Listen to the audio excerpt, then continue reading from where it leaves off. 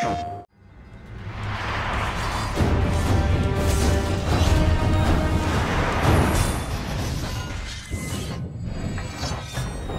still remember the first day when we got the PlayStation 4 development kits. We were immediately impressed by just how easy and straightforward it was to bring that Diablo experience from the PlayStation 3 to the PlayStation 4.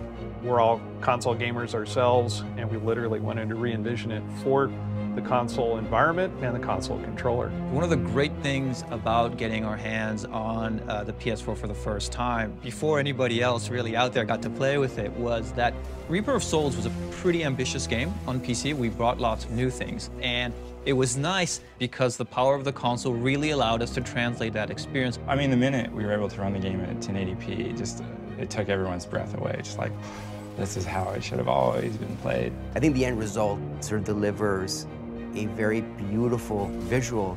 They really match really nicely with all the mayhem and killing of all the monsters you're doing on screen. It's a really sort of great complement to one another. So it was very important for us that the Ultimate Evil Edition was extremely responsive, that the gameplay was going to be fast and furious as it was intended to be. Getting the controls right, I think, was the biggest challenge. Just getting to feel really responsive and also get that kinetic feel of the action, getting the rumble just right. That meant that the DualShock controller had to be able to be as responsive as we hoped for. And as soon as you hold it in your hands, you really get that responsiveness. You really get to have the action just stay true to the way we intended it to. Just from the very first moment of picking it up, the first thing I really noticed is the potential of the trackpad. Right? I really wanted to figure out how we can use it in a way that felt natural, that it felt that it added to the experience. It wasn't necessarily a gimmick. Immediately, the fact that you click on either side of it, we thought that would make great shortcuts. So right click is straight to skills, left click is straight to inventory.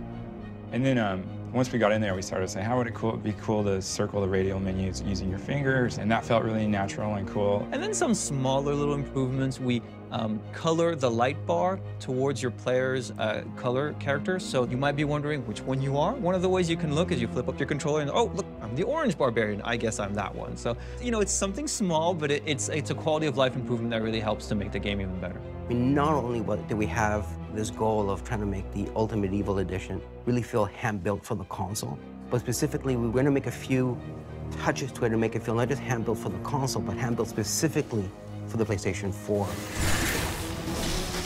The team had a lot of fun with the PlayStation exclusives this time around. You know, a lot of us have been playing Last of Us and just really enjoying it, and a lot of people are just huge fans of Shadow of the Colossus. So we just kind of went through the iconic PlayStation exclusives, and we kind of settled on those two. Shadow of Colossus, which is a personal favorite of mine, ends up being one of the armor sets that you can actually acquire.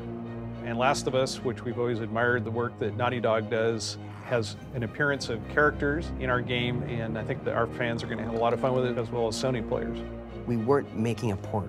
What we wanted to make is a handcrafted Diablo experience that felt purposely built for those platforms. And I think with the Ultimate Evil Edition, I think we've really achieved that goal.